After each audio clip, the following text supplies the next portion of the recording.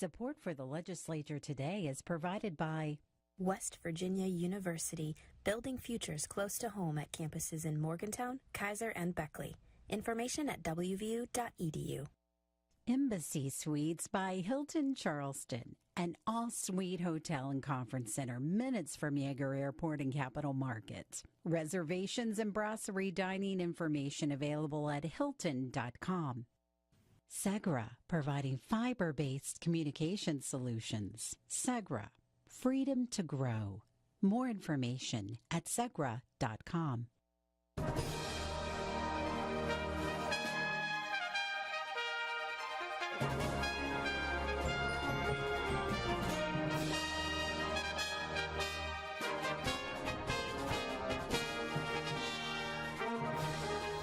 Welcome back to the Legislature today. I'm Bob Brunner. Thanks for joining us for tonight's coverage of the 2023 legislative session.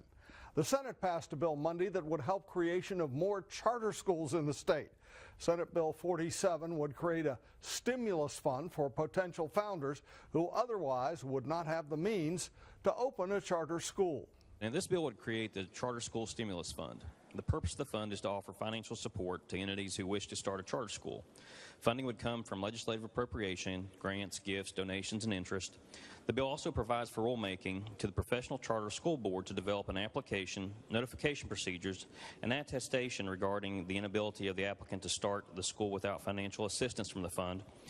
The bill also provides an initial grant of $300,000 in the first 2 years of operation and an additional grant of $100,000 after receiving that initial part of the grant.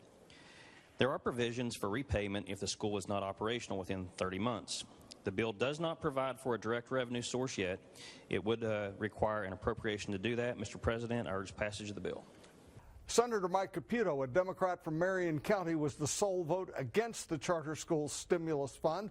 The bill now goes to the House of Delegates for its consideration. Monday was Library Day at the Legislature. As Chris Scholes reports, the day was a celebration of public libraries throughout the state, but also an opportunity to request funding. Libraries are best known for their books, but in recent years they've slowly expanded their offerings to include everything from board games to power tools. They can also be a gathering place for communities. Erica Connolly is the library director for the Kanawha County Public Library System. She says that during the COVID-19 pandemic, libraries became even more critical for community connection. Libraries became very, very important during COVID to connect people with internet, with Wi-Fi hotspots. We got creative to get information to our communities with take-it-home crafts and online story time. So, these are our goals, is to continue those great services to our communities. According to Connolly, West Virginia ranks among the lowest states in terms of funding for public libraries, and state aid hasn't increased in more than a decade. We have a line item in the budget. It's been zero for several years. It's $5 million for capital improvements, deferred maintenance. We're in a lot of old buildings in our communities and in our towns. We're also looking for $2 million in supplemental funds. So, West Virginia lost a lot of population as a result. A lot of counties lost library funding. So we're looking to replace that with $2 million. Connolly said West Virginians value their freedom to read and express themselves, and libraries continue to stand for that First Amendment right. For the Legislature today, I'm Chris Schultz. Changes may be coming to the Office of Drug Control Policy if a House bill passes the Legislature. Randy Yohe has that story. House Bill 3306 would take the office away from the Department of Health and Human Resources and gives it new responsibilities. The measure charges the office with developing a strategic plan to reduce the prevalence of drug and alcohol abuse and smoking by at least 10%, but it doesn't set a deadline. The proposal also creates a sober living home task force. According to several mayors and county commissioners, there's an influx of substance use disorder treatment and rehabilitation homes around the state that have prompted a number of related bills and studies. Delegate Scott Heckert, a Republican from Wood County, believes the task force will aid in controlling and decreasing what he says are a growing number of non-certified, unregulated sober living homes more focused on making a profit than helping people. It's like Dodge City. They do what they want to do. Approving this for a task force to study them will help weed out the bad ones. The bill passed by a vote of 90-4 and now goes to the Senate for consideration. For the Legislature Today, I'm Randy Yohe. Members of the West Virginians for Life group rallied in the Capitol Rotunda today, making their case for legislative action involving crisis pregnancy. Randy Yohe has that story. West Virginians for Life say their first mission is to protect the reversal of Roe v. Wade and the state's anti-abortion legislation passed last summer. They say the second part of their mission is to undo what they claim is the damage caused by a half-century of abortion by demand. To that end, the group supports House Bill 2002 that funds a network of mothers and babies crisis pregnancy help centers. The president of West Virginians for Life, Wanda France, says the organizations around the state working to help mothers when they want to give birth are burdened because they are basing almost everything on donations, making it difficult for them to operate. So this bill would provide $1 million that would be set aside for a grant proposals, and those grants could be requested from any of the pro-life organizations in the state that have a need, and that money could then flow to help them. And indeed, we understand that a little bit of research was done, and last year $60,000 worth of services was provided by our approximately 30 pregnancy resource centers around the state. So they are indeed fulfilling a need. Only pro-life organizations who do not commit or refer for abortions may qualify to receive this funding. The bill has passed the House and is now in the Senate Health and Human Resources Committee. For the Legislature Today, I'm Randy Yohe. The House of Delegates also announced that they will have a public hearing Wednesday morning at 9 a.m. on Senate Bill 10 called the Campus Self-Defense Act, or more commonly known as the Campus Carry Bill. Registration to speak begins at 8:30 a.m. The Senate voted unanimously Monday to encourage Mon Power to purchase a power plant in northern West Virginia to save it from closing. Curtis Tate has more on what that might mean for taxpayers. The Pleasance Power Station has been making electricity from coal for 44 years. But the plant, which employs about 150 workers, is scheduled to shut down at the end of May. State lawmakers moved Monday to save those jobs by adopting a resolution to strongly encourage First Energy subsidiary Mon Power to purchase the Pleasance plant. Senator Donna Boley, a Pleasance County Republican, sponsored the resolution. The job losses created by such a closure stands to rip the social fabric that binds our community together. I urge you today to join me and vote for the passage of this resolution to support the call from Mon Power to purchase Pleasance Power Station and preserve the jobs and tax base that provides for so many throughout the state of West Virginia. Boley had the support of the chamber's few Democrats. Senator Mike Caputo of Marion County described the impact of a power plant closure in his district. Caputo said power plants support other jobs in the community. It's more than just a few jobs to operate the facility. It's the ancillary jobs that count too, and that could come up into the hundreds, maybe 1,000 with the loss of that plant. So I hope First Energy / Mon Power decides to purchase this.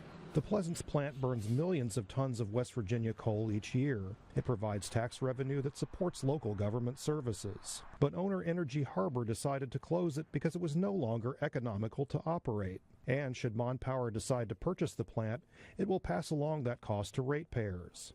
Mon Power customers' rates already went up on January 1st. Still, no senators opposed Boley's resolution.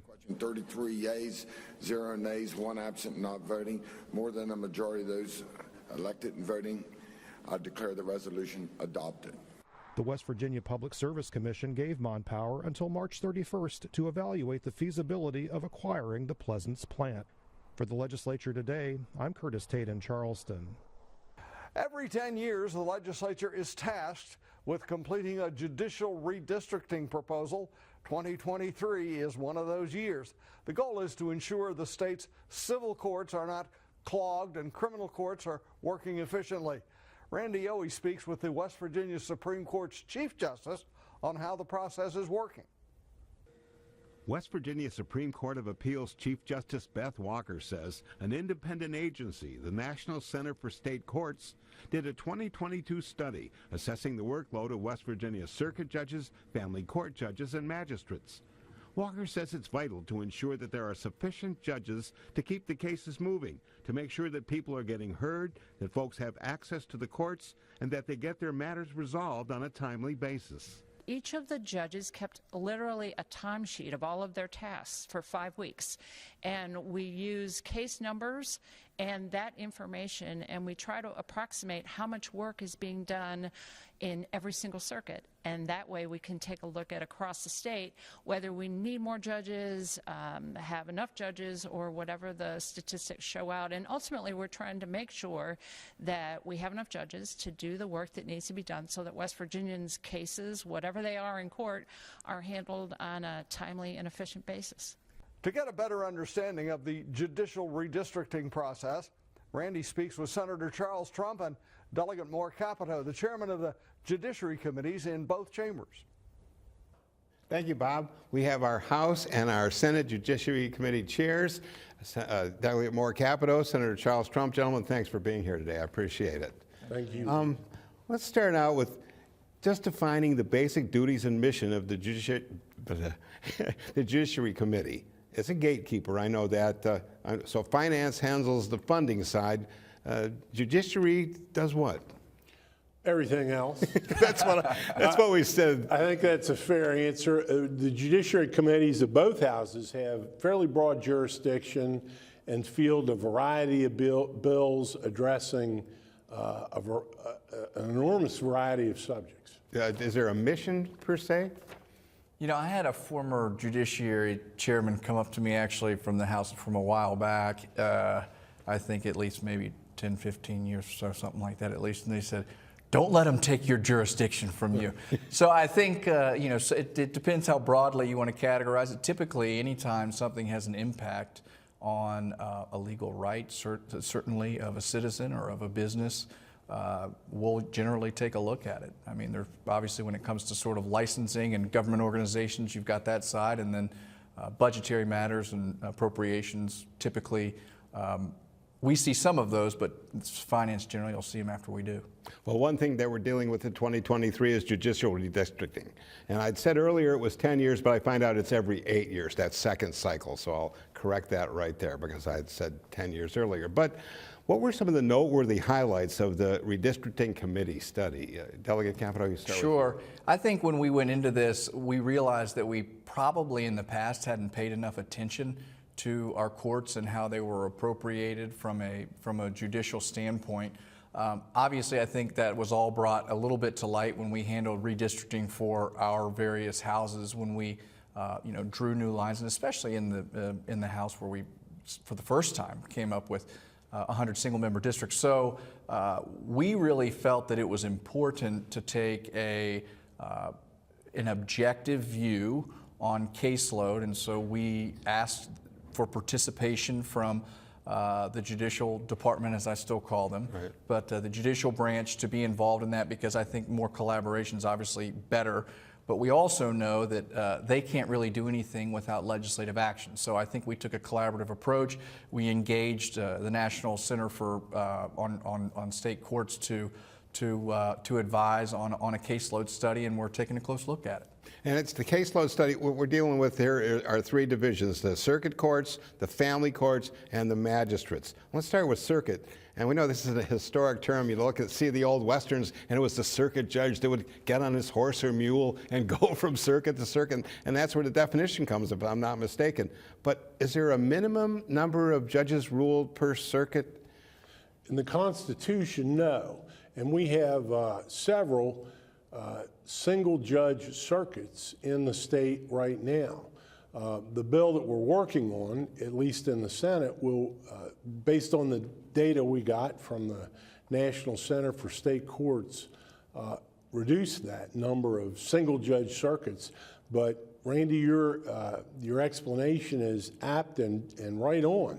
We still have circuits in the state where there's one judge, and he or she rides the circuit and travels from county to hold court. I know I was looking at the map, and there's some that 3 or 4 counties that would make up a circuit. But isn't there a requirement or a request for 2 judges at least per circuit? At least in the bill we've worked on in the Senate, we've tried to do that because there are problems that arise when you have a single judge circuit. And I don't want to go too far in the weeds on it, but if you have a judge who's ill, there's no one else there to help handle the cases, and the Supreme Court has to find a senior status judge or send another judge in.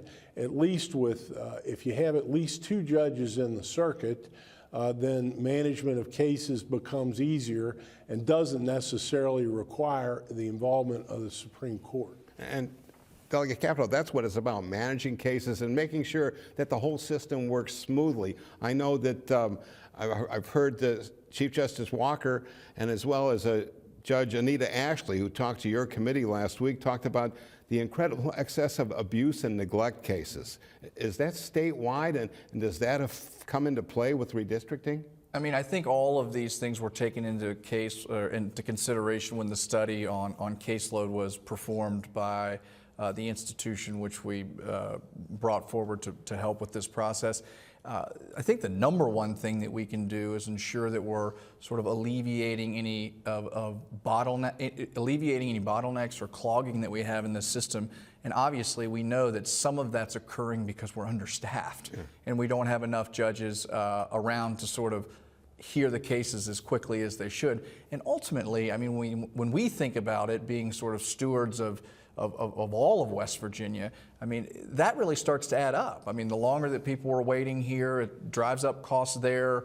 You have judges sitting here that could be doing work there. So, I mean, it's a really comprehensive look, and I think we're making progress. I would just only add to what the chairman said, you know, there was, I think, an initial desire to have a certain amount of judges maybe per district, but it is important to listen to the folks that are on the ground. And the judges that are on the ground, and from a, you know, not only from a procedural standpoint, but from a practicality standpoint as well. And we're trying to meet those objectives at the same time. When you're talking about on the ground, the boots on the ground guys are the magistrates. I mean, those are the guys that have to work 24/7, weekends and holidays, 2 in the morning. You know, I've been to a few of those, and I'm sure you guys have too. How do you ensure there's enough of those magistrates to keep the whole system moving?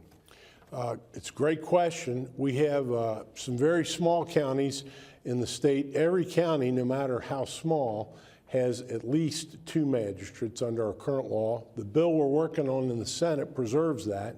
And it will add magistrates in 11 different counties of the state where we need them, according to the data, to manage the caseloads that they confront. So this is Senate Bill 482. Where does it stand now, and then when will it head to the House? It was reported by our Judiciary Committee last week. The bill has a second reference in the Senate to the Committee on Finance. So it's now in the possession of the Finance Committee. And if it's reported favorably from our Finance Committee, it will come to the floor and be in a posture where it can be considered for passage and then consideration by the House of Delegates. Which will probably go to your committee right off the bat. I would assume so. You've just hit on a perfect example of where we'll have both of those committees involved. So there we go. We solved it all in one day. Thank you very much. Well, beyond the numbers, I mean, judges are people as well. And you and I talked about this a little bit before. Do you measure possibly overworked circuit judges, you know, with huge caseloads? I'm not even sure what a caseload average is. Or have you heard about any underworked judges? I've heard some stories of multi-year judges that might come in at noon and their staff covers for them. Anything go on like that? All of it is analyzed, and that was really the fundamental purpose of the caseload studies. Not all cases are equal. You mentioned abuse and neglect cases earlier. One of the things that we learned in the studies, which I think Chairman Capito and I both knew, those cases take extraordinary amounts of time compared to other cases for the circuit courts. And so now we did, at least as the bill left the Senate Judiciary Committee, it did reduce judges' by one in one area. Right now, under current law, McDowell County has 2 circuit judges, Wyoming County has 1. Our bill would collapse those 2 counties into a single circuit with 2 judges. And, you know, we all know with great sadness what has happened in McDowell County and some of those places over the course of a generation or 2. And the caseload is not what it once was. But in other places, we're adding judges where because of growth or changing the caseloads, the judiciary needs them. I'm guessing across the board for the state of West Virginia, the caseload is heavy. I mean, it seems that it must be. Probably not too many places where it would be light. Delegate Capito, what you'll do is take this study as a recommendation. It is not a final stamp.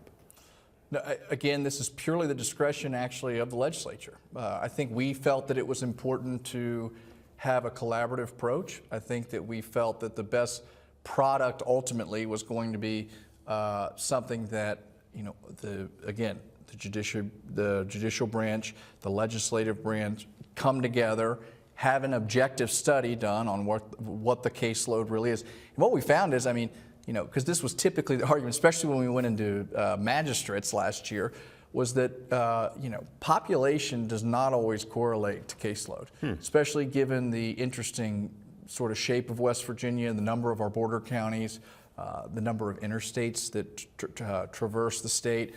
So it's been a real learning process, but I think we're getting pretty close. Let's talk a little bit about felonies. Where at least 4 new ones I can see that the legislature is proposing right now. The Cassie Johnson bill, for example, obstructing an officer resulting in death, which pertains to all first responders and more, if I read it right. Is this the average number of felonies that are legislatively produced for a year or a session? I don't know if you can declare an average session by session or year by year. And the truth is, Randy, you know, whenever a new legislature convenes, it comes with its own set of priorities. And, yes. You know, there seems to be an emphasis this year on public safety and crimes that maybe is elevated a little bit from previous legislatures. We've considered a number of bills, as you point out in the Senate already, that would define new felonies, maybe a little higher than in previous years or sessions. Your thoughts? Sure. We've considered a few this year. Generally speaking, if I'm not mistaken, I think most of any sort of added felonies relate to child abuse, sex trafficking, right. Those areas that are becoming increasingly a problem in the state of West Virginia. The last thing that we want is sort of recidivist activity in those areas. So I think when you see strengthening, those are most of the places, at least, that have come across our committee so far. And what we see basically, I think, with these felonies, and correct me if I'm wrong, is that we're fine-tuning what we already see in law and code. We understand the basics of what a crime is, but as you say, we're finding out what's coming to West Virginia more, what's happening in society more, and we're addressing that fine-tuning. Am I right? I think that's a fair statement. I'll give you an example. The Senate Judiciary Committee has been considering recently and reporting to the floor a bill that deals with human smuggling. And, you know, I've been around the legislature for a long time. That was not an issue that anyone ever talked to me about, you know, 5 years ago or 25 years ago. But it is something that has caused alarm and concern within our law enforcement community now that we don't have perhaps adequate tools to address that problem. So that's what the legislature does. We try to address the problems that people identify for us to address to make this, you know, the place for people to live and work that we hope it will be. We got about a minute left. With our prison overpopulation, does the judiciary have a role in corrections and diverting away from incarceration? Is there anything in that regard? Sort of, or you mean criminal justice reform? Yeah, I mean, type well, measures? you know, we've got Sure, a I lot mean, of people that are lingering in pretrial. The corrections system goes along with the judicial system, but I don't know if that's your bailiwick. You know, we've made, I believe, pretty serious strides in the past few years about how we are providing treatment, and when I mean treatment, transitional services for folks that have served their time, give them an opportunity to become involved in community corrections programs so that when they are fully integrated back into society, that they're able to cope with that transition. We're out of time. I'm sorry. We can continue this later because it's been a great discussion. Senator Trump, Delegate Capito, thanks for being here today. We appreciate it. Bob, I'll send it back to you. Thank you, Randy. Thanks, Randy.